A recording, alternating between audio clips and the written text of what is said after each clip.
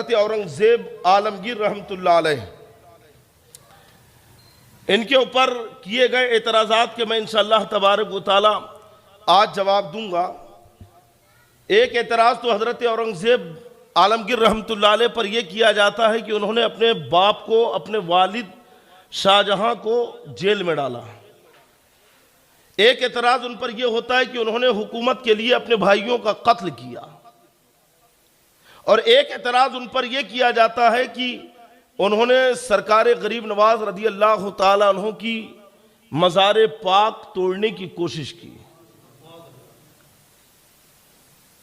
اسی وجہ سے انہیں ظالم بادشاہ، کروڑ شاشک اور پتہ نہیں کیا کیا کہہ کر پکارا جا رہا ہے۔ حضرت اورنگزیب عالمگیر رحمۃ اللہ علیہ کو ظالم بادشاہ یا کروڑ شاشک کہنا یہ تاریخ سے ناواقفیت ہے، انہیں تاریخ ہی نہیں پتا ہے۔ بادشاہ اورنگزیب پکے سنی مسلم اور شریعت کے پابند تھے، ساتھ ہی وہ حافظ قرآن اور قاری قرآن تھے، عالم اور فاضل تھے، اور اپنے وقت کے مجدد تھے، نماز روزوں کے پابند تھے، یہاں تک کہ جنگی حالت میں بھی، میدان جنگ میں بھی آپ نماز نہیں چھوڑتے تھے، اور اپنے ذاتی اخراجات جو ہے نا، یہ ٹوپیاں سل کر اور قرآن شریف لکھ کر پورے کرتے تھے۔ ٹوپیاں بنا کر بیچتے تھے، قرآن شریف لکھ کر یہ جو ہے تو ہدیہ لیتے تھے، اور جس سے جو انکم ہوتی تھی اس سے اپنے ذاتی خرچ آپ پورے کرتے تھے، اپنے بچوں کے خرچ، حکومت سے پیسہ نہیں لیتے تھے۔ اتنے پرہیزگار تھے حضرت اورنگزیب عالمگیر رحمۃ اللہ علیہ۔ اب ان کے اوپر یہ کہنا کہ انہوں نے شاہ جہاں کو جیل میں ڈالا، تو سب سے پہلی بات تو یہ ہے کہ جو یہ دعویٰ کرے کہ شاہ جہاں کو جیل میں ڈالا تو پہلے بتائے کہ کس جیل میں ڈالا۔ آگرہ کی جیل میں ڈالا، دہلی کی جیل میں ڈالا، یا گوالیر کی جیل میں ڈالا، ہندوستان کی کس شہر کی جیل میں ڈالا؟ اگر آپ یہ کہیں کہ آگرہ کی ہی جیل میں ڈالا تو ثابت کریے کہ آگرہ کی جیل میں اورنگزیب عالمگیر نے اپنے والد کو رکھا۔ اصل میں بات یہ ہے کہ جب انگریزوں کا تسلط ہوا تو انگریز مورخوں نے اور ہندوستان کے ہی کچھ تعصبی مورخوں نے اورنگزیب عالمگیر کو بدنام کرنے کی کوشش کی، اور بات کو غلط طریقے سے توڑ مروڑ کر پیش کیا۔ اورنگزیب عالمگیر نے اپنے والد کو جیل میں نہیں ڈالا، بلکہ وہ آگرہ کے قلعے میں تھے، محل میں تھے، اور نظر بند تھے یہ۔ اور نظر بند اورنگزیب عالمگیر رحمۃ اللہ علیہ نے نہیں کیا، بلکہ ان کا بڑا بھائی دارا شکوہ، اس نے اپنے والد شاہ جہاں کو، اورنگزیب کا سب سے بڑا بھائی ہے یہ دارا شکوہ، دہلی سے شاہ جہاں کو شاہ جہاں کو آگرہ لے کر آیا، اور آگرہ کے قلعے میں شاہ جہاں کو قید کر دیا۔ حبس بول کا مرض ہو گیا تھا، پیشاب رک جاتا تھا شاہ جہاں کا، اور بستر پہ یہ رہتے تھے۔ تو اس نے اپنے والد کی دستخط جو ہے تو یہ سیکھ لی، اور پھر اپنے والد کے نام سے فرمان جاری کرنے لگا، پوری سلطنت کی باغ ڈور اپنے ہاتھ میں لے لی، ولی عہد بن کے بیٹھ گیا، اور افواہ اڑا دی کہ شاہ جہاں کا انتقال ہو گیا۔ جب یہ خبر ان کے تینوں بھائی یعنی دارا شکوہ کے تینوں بھائی، ایک اورنگزیب عالمگیر، شاہ شجاع اور مراد بخش، انہیں پتہ چلی یہ بات، اس وقت حضرت اورنگزیب عالمگیر بیجاپور قلعے کا محاصرہ کیے ہوئے تھے کرناٹک میں، اور شاہ شجاع جو ہے تو یہ بنگال میں تھا، اور مراد بخش گجرات میں احمد آباد میں صوبے دار تھا۔ تو مراد بخش اور شاہ شجاع نے اپنی خود مختاری کا اعلان کر دیا، اور مراد بخش نے تو اپنے نام کا سکہ بھی چلا دیا وہاں پہ۔ لیکن جب پتا چلا کہ شاہ جہاں کا انتقال نہیں ہوا ہے بلکہ سخت بیمار ہے، کیونکہ دارا شکوہ نے اپنے باپ شاہ جہاں کو آگرہ کے قلعے میں قید کر دیا، یعنی نظر بند کر دیا، کسی کو ملنے نہیں دیتا تھا، یہاں تک کہ ان تینوں بھائیوں کے جو وہاں پہ سفیر تھے، جو پیغام ادھر سے ادھر لاتے تھے، انہیں بھی جو ہے تو اس نے روک کے رکھ لیا، اور کہا کہ کسی کو یہ خبر پتہ نہ چلے کہ شاہ جہاں بیمار ہے، اور میں شاہ جہاں کے نام سے پیغام جاری کرتا ہوں۔ لیکن انہیں پتہ چل گیا تو تینوں بھائی پھر آگرہ کی طرف بڑھے۔ حضرت اورنگزیب جب آگرہ کی طرف آئے تو دارا شکو نے اورنگزیب کو روکنے کے لیے ایک لشکر بھیج دیا. بڑی خونریز جنگ ہوئی، جبکہ اورنگزیب نے کہا کہ میں لڑنے نہیں آیا ہوں، میں تو باپ کی عیادت کرنے آیا ہوں. دارا شکو نے کہا ملنے نہیں دیا جائے گا. جنگ ہوئی، دارا شکو آگرہ کے قلعے میں محصور ہوا. اورنگزیب نے بڑی شدت سے حملہ کیا. دارا شکو اپنا پریوار لے کر اپنے خاندان کے ساتھ وہاں سے بھاگ کر دہلی کی طرف چلا گیا. لاہور جانے کا اس کا ارادہ تھا. حضرت اورنگزیب نے آگرہ کے قلعے پہ قبضہ کیا. والد اس وقت قلعے میں تھے، ملاقات کی، اور پھر 1658 عیسوی میں اورنگزیب عالمگیر رحمۃ اللہ علیہ کی تاج پوشی ہوئی، تخت نشینی ہوئی اور ہندوستان کے بادشاہ بنے. شاہ جہاں اپنے والد کا اتنا ادب و احترام کرتے تھے کہ جب بھی خط لکھتے تو اعلیٰ حضرت کہہ کے مخاطب کرتے تھے اپنے والد کو. عالی جاہ لکھا کرتے تھے. اور جب قلعے کے اندر نظر بند تھے، قید ہونا، جیل میں ڈالنا الگ چیز ہے، قلعے کے اندر تھے، پورے محل میں آنے جانے کی جہاں چاہے وہاں جا آ سکتے تھے، اجازت تھی. باورچی خانے میں جانے کی نہیں اجازت تھی. اورنگزیب عالمگیر نے اپنے بچوں کو شاہ جہاں کی خدمت کے لیے چھوڑ دیا تھا کہ تم دادا کی خدمت کرو، اور اپنی بڑی بہن سے بھی کہا کہ باپ کی خدمت میں رہا کرے. بتائیے اگر قیدی ہوتے تو کیا اپنے بچوں کو ان کے پاس چھوڑتے؟ یہ بھی ایک مصلحت تھی، کیونکہ اب بادشاہ اورنگزیب ہو گئے، شاہ جہاں کے ہاتھ میں کچھ نہیں رہا، تو انہوں نے قلعے کے اندر رکھا. اسی کو ایسا بڑھا چڑھا کر افسانہ بنایا کہ اورنگزیب نے باپ کو جیل میں ڈالا اور قید کیا، یہ کیا. یہ سب غلط باتیں ہیں. تعصبی مورخین نے جھوٹ بیانی سے کام لیا.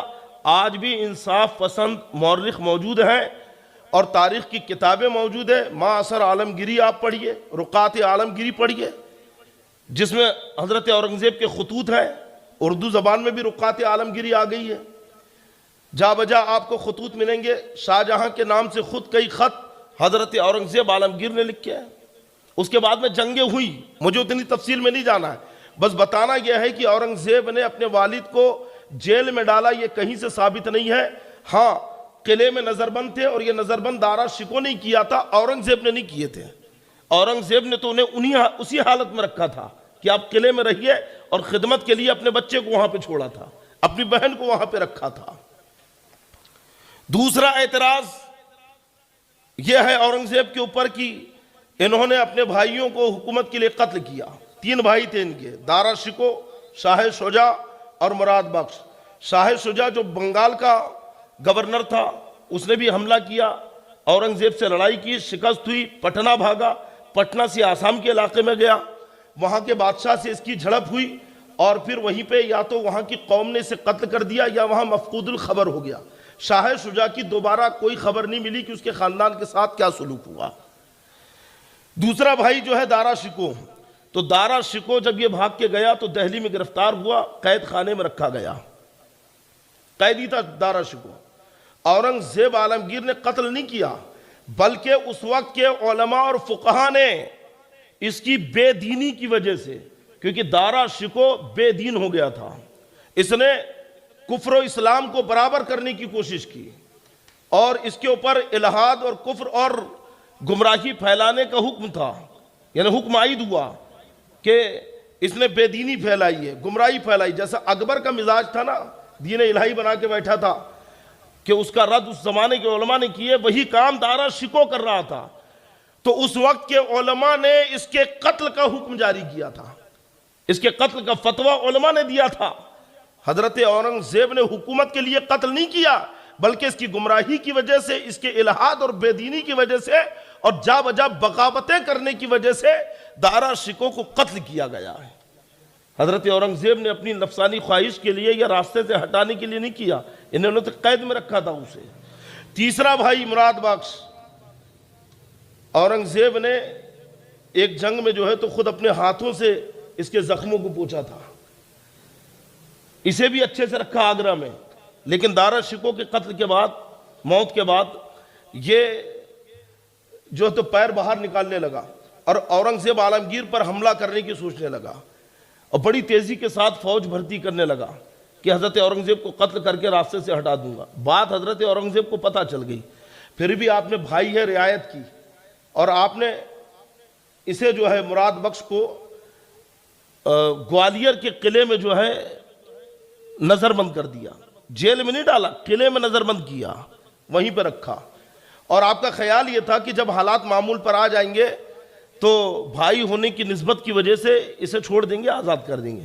لیکن اس کی کم نصیبی کی اسی وقت ایک سید زادے نے اپنے والد علی نقی کے قصاص کا مطالبہ کر لیا. قاضی کے سامنے مقدمہ دائر کر دیا کہ مراد بخش نے میرے والد علی نقی کو ناحق قتل کیا تھا, میں قصاص چاہتا ہوں. شراب کے نشے میں شک و شبہ کی بنیاد پر علی نقی کا قتل مراد بخش نے کر دیا تھا. اور جب مقدمہ قاضی کی عدالت میں چلا تو جرم ثابت ہو گیا, گواہ وغیرہ سب موجود تھے. جرم ثابت ہونے کے بعد بھی قاضی نے بہت کوشش کی کہ بھائی یہ خون بہا لے لے, خون بہا لے لے, قصاص نہ لے. قصاص کہتے ہیں اگر کوئی کسی کو قتل کر دے تو بدلے میں قاتل کو قتل کیا جائے, اور خون بہا یہ ہے کہ قتل کے بجائے قاتل کی طرف سے کچھ پیسہ لے کر اسے چھوڑ دیا جائے. لیکن اس سید زادے نے کہا کہ نہیں, میں تو قصاص ہی چاہتا ہوں, قصاص ہی چاہتا ہوں. بہت کوشش کی گئی حضرت اورنگزیب کی طرف سے بھی کہ بھئی خون بہا لے لے اور معاف کر دے, لیکن جب وہ نہیں مانا تو حضرت اورنگزیب نے اس کے قصاص کا, قتل کا حکم جاری کیا. تو تینوں بھائیوں کی داستان سننے کے بعد آپ خود بتائیں کہ کیا ان کے قتل میں حضرت اورنگزیب کا ہاتھ ہے؟ بلکہ حضرت اورنگزیب کو کروڑ اور ظالم کہنے والوں, حضرت اورنگزیب عالمگیر کی انصاف پسندی تو یہ ہے کہ انہوں نے ایک غریب کے قتل کے قصاص میں اپنے سگے بھائی کو قتل کر دیا. اس سے بڑی عدل و انصاف کی اور کیا مثال دیکھنا چاہتے ہو کہ کیسے عادل بادشاہ تھے یہ, اور کیسا انہوں نے عدل و انصاف کا پیمانہ جو ہے یہ چھلکنے نہیں دیا بلکہ اسے سنبھال کے رکھا. اور شریعت آپ نے جاری کی کیونکہ خود شریعت کے پابند تھے اورنگزیب. تیسرا اعتراض حضرت اورنگزیب عالمگیر رحمت اللہ علیہ پہ کیا جاتا ہے کہ سرکار غریب نواز رضی اللہ تعالیٰ عنہ کی مزار پاک توڑنے کی کوشش کی, بلکہ کئی مزاروں کو ہندوستان میں توڑا. یہ سب بے بنیاد اور جھوٹی باتیں ہیں. اگر ہے تو کہاں لکھی ہے, کس نے تحریر کی, یہ ثابت کرو. حضرت اورنگزیب بزرگوں کا بڑا ادب و احترام کرتے تھے. سرکار غریب نواز رضی اللہ تعالیٰ عنہ کا تو ایسا ادب تھا کہ بڑے احترام سے حاضری دیتے.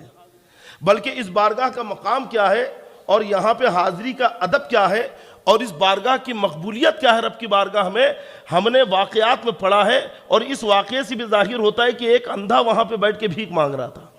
ایک اندھا بیٹھا ہوا ہے, آپ نے دیکھا کہ اندھا ہے, اس بارگاہ میں بیٹھا ہے, کب سے بیٹھا ہے, کئی دن ہو گئے, ابھی تک آنکھیں نہیں آئی, مستجاب الدعوات بارگاہ ہے, غریب نواز کا آستانہ ہے اور ابھی تک آنکھیں نہیں ملی. اگر حاضری دے کے آیا اور آنکھیں نہیں آئی تو جان سے ختم کر دوں گا, سر قلم کر دوں گا. تو گویا اورنگزیب عالمگیر اپنے اس فعل سے دنیا کو بتا رہے ہیں کہ غریب نواز کی شان کیا ہے, مقام کیا ہے. بس مانگنے کا سلیقہ ہونا. فاتحہ پڑھ کے نکلے ہیں تو کیا دیکھتے ہیں کہ اس اندھے کی آنکھیں آ چکی ہیں, کیونکہ تڑپ کے غریب نواز کی چوکھٹ پہ دعا کیا تھا کہ غریب نواز اب تک آنکھیں مانگ رہا تھا, اب جان کا سوال ہے. عالمگیر ہے, اگر آنکھیں نہیں آئی تو جان چلی جائے گی. تو غریب نواز کے فیضان سے آنکھیں روشن ہو گئی. تو گویا اتنی مہلت دینا کہ دربار سے فاتحہ پڑھ کے نکلوں گا تو آنکھیں آ جانی چاہیے, اس یقین کے ساتھ اورنگزیب کہہ رکھے ہیں کہ یہ غریب نواز کی چوکھٹ ہے, غریب نواز کا آستانہ ہے, مانگو ضرور ملے گا, اور یقیناً تیری آنکھیں آئیں گی, ذرا دل سے مانگ. اور جب باہر آئے تو وہ آنکھیں آ گئی. تو جو اتنی محبت غریب نواز سے کرتے ہوں, جن کی عقیدت کی علامت یہ ہے کہ بالکل دربار سے چپک کے جو مسجد ہے اس مسجد کا نام عالمگیری مسجد ہے, اس مسجد کی تعمیر حضرت اورنگزیب عالمگیر نے کرائی ہے, تو کیا وہ غریب نواز رحمت اللہ علیہ کا مزار توڑنے کے لیے جائیں گے؟ غریب نواز کے مزار توڑنے کی کوشش کریں گے. سب جھوٹے الزام ہیں حضرت اورنگزیب پر. اور پھر حضرت اورنگزیب کی شان تو یہ ہے, اتنے عادل تھے, اور اگر ظالم ہوتے تو آپ بتائیے کہ حیدرآباد میں دو بڑے مشہور بزرگ ہیں, نام سنا ہوگا آپ نے, حضرات یوسفین شریفین، یہ دو بزرگ ہیں، اور یہ دونوں حضرت اورنگزیب کی فوج میں سپاہی تھے۔ گولکنڈہ قلعہ فتح نہیں ہو رہا تھا تو انہی نے بتایا تھا، کیونکہ پورا آندھی آئی، پورے خیمے اڑ گئے، چراغ بجھ گئے، اندھیرا ہو گیا، لیکن ان کے خیمے نہ اڑے، نہ ان کا خیمہ اڑا، نہ چراغ بجھا، آندھی میں بھی چراغ جل رہا ہے۔ اورنگزیب سمجھ گئے اللہ کے ولی ہے یہ، جب گئے تو دیکھا دونوں بیٹھ کے عبادت میں مصروف ہیں، تو حضرت اورنگزیب نے نام اور کچھ نہیں پوچھا، بس یہ کہا کہ یہ بتاؤ قلعہ فتح کیسے ہوگا؟ وہ کہتے ہیں ہمیں کیا معلوم کیسے ہوگا، نہیں بتانا تو پڑے گا۔ تو ان دونوں نے ہی بتایا کہ قلعے کے دروازے کے اوپر ہے نا جو موچی بیٹھا ہوا نا جو سلائی کا کام کرتا ہے، وہ اصل میں اس شہر کا قطب ہے، وہ جب تک وہاں بیٹھا ہے قلعہ فتح نہیں ہوگا۔ تو کہا ٹھیک ہے، اس سے کہو کہ ہٹے وہاں سے۔ تو جب وہ وہاں سے ہٹے تب قلعہ فتح ہوا۔ تو یہ وہی یوسفین شریفین ہیں جن کا مدار حیدرآباد میں ہے، اور یہ اورنگزیب عالمگیر رحمۃ اللہ علیہ کی فوج میں سپاہی تھے۔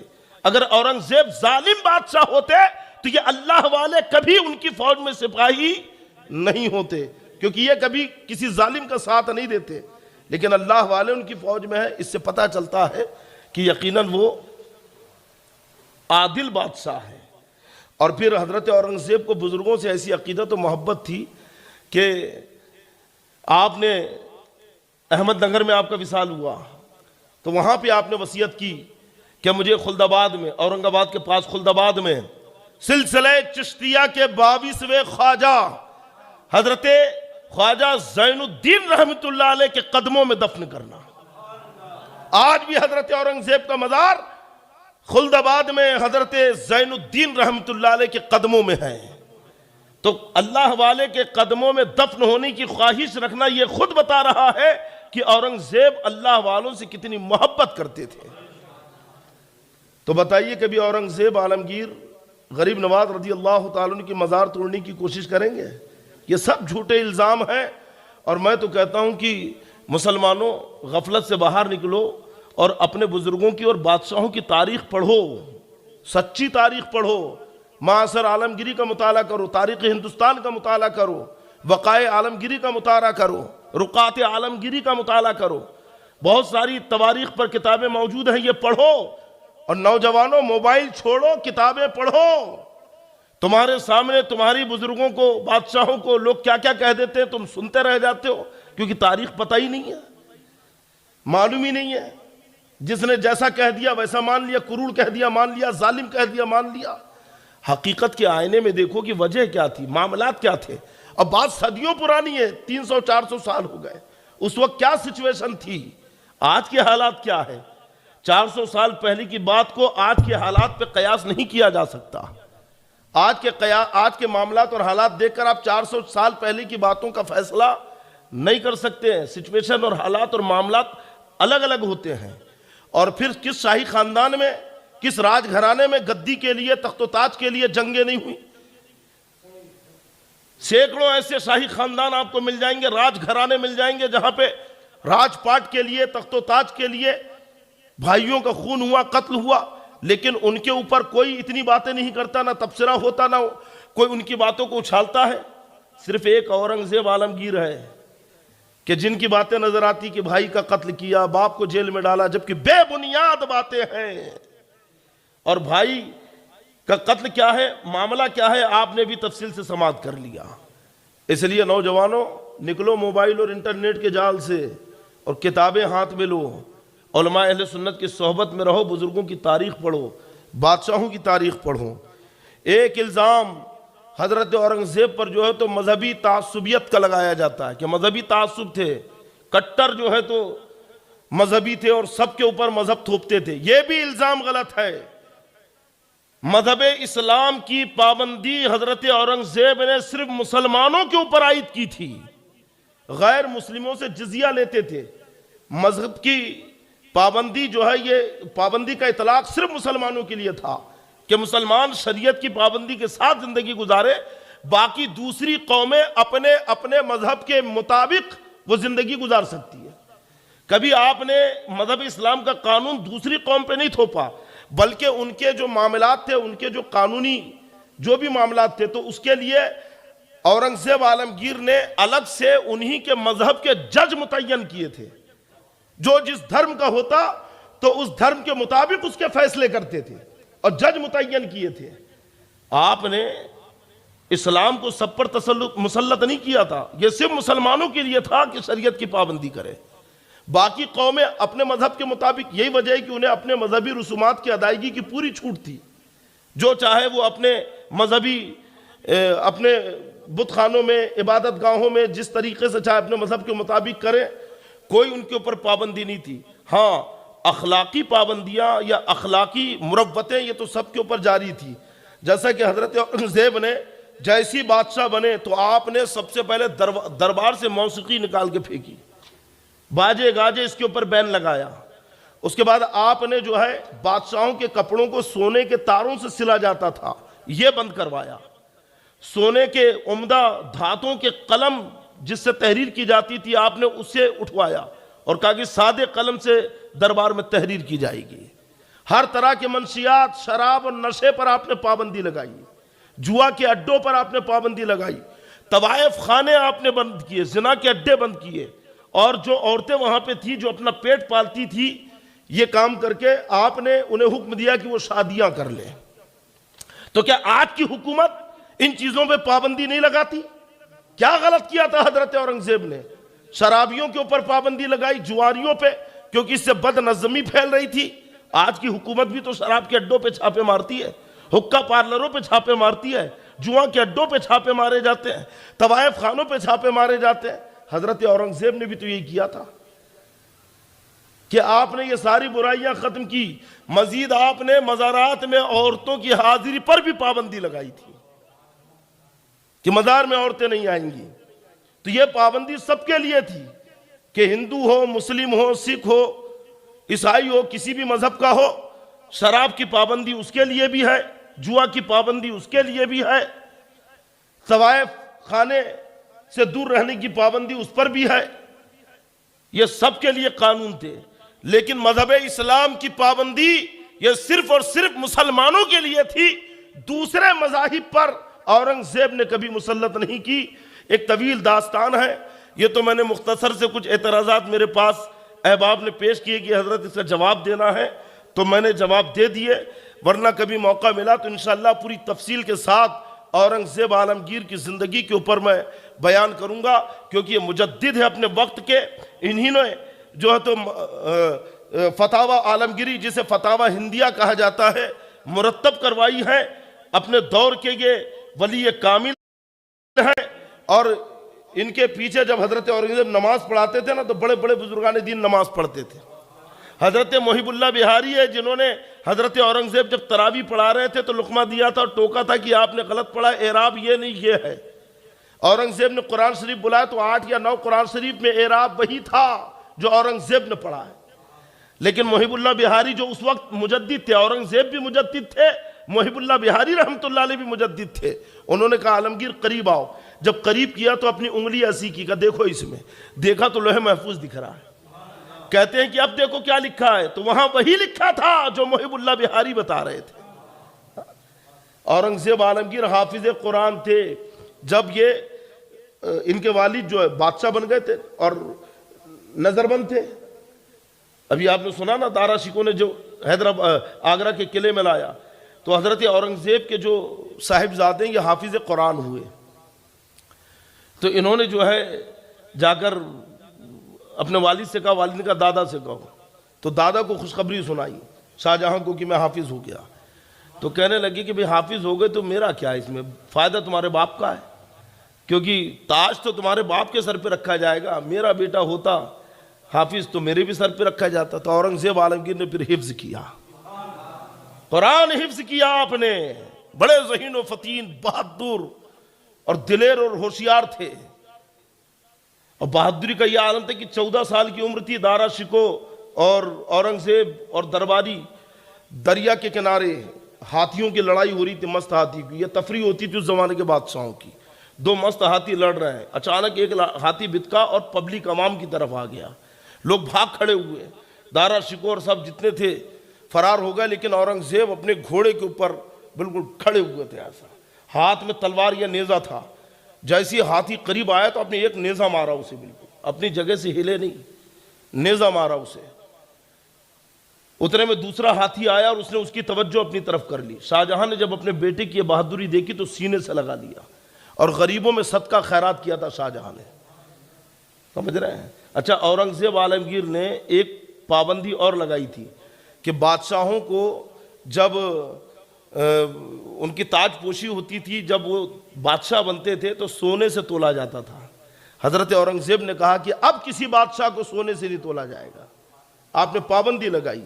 بڑے عبادت گزار، پرہیزگار، نیکوکار تھے، ہے نا۔ ان کے کئی ایسے واقعات ملتے ہیں جو بزرگوں سے نسبت کے، ہے نا، نسبت کی گواہی دیتے ہیں۔ انشاءاللہ کبھی موقع ملا تو تفصیل سے بتاؤں گا۔ اللہ تعالی ہمیں اپنے بزرگوں کی تعظیم و توقیر کرنے کی توفیق عطا فرمائے۔ اپنے بادشاہوں کی تاریخ پڑھو نوجوانوں، صحیح تاریخ پڑھو تاکہ پتہ چلے کہ انہوں نے ہندوستان کے اندر کیسا عدل و انصاف کے ساتھ اپنی حکومتیں جاری کی ہیں، ہے نا۔